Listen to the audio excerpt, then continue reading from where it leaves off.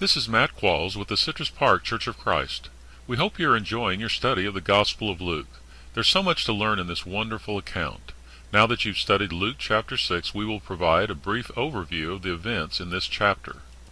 This chapter reveals that Jesus met opposition during his ministry despite his miracles.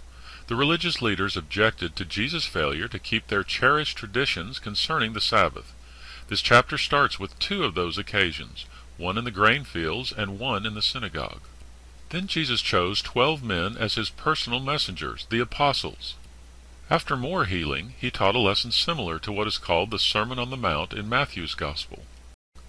Now let's examine each of these a little closer. When God gave the 10 Commandments to the Jews, one of those commandments was to keep the Sabbath day holy.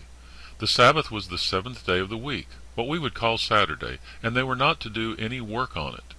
Over many centuries, the Jewish leaders had developed their own traditions about what could and couldn't be done on the Sabbath. The actions of Jesus and his followers described in this chapter offended them.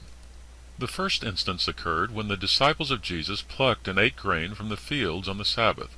They simply fed themselves, but this action was deemed unlawful by the Pharisees according to their tradition.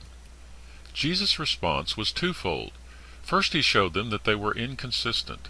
Why did they charge his disciples with what was unlawful, yet they did not object to the actions of David, who on one occasion ate bread that only the priests could lawfully eat? Then he made an amazing claim that justified his actions. He said the Son of Man was Lord of the Sabbath. In other words, as co-creator of the Sabbath with his Father in heaven, surely he knew what was and was not lawful on this day. Jesus had an opportunity on another Sabbath to heal a man with a withered hand who was in the synagogue.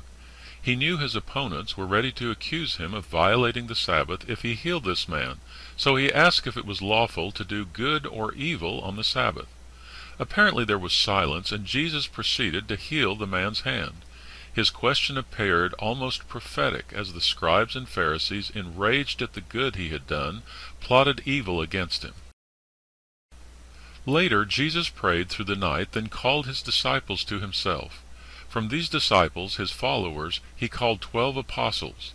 The word apostle literally means messenger. These 12 men were common, ordinary men from all walks of life, but now Jesus chose them for special work. He would teach and train them, ultimately sending them out to preach the gospel to the entire world. In the latter portion of this chapter, Luke records one of Jesus' sermons.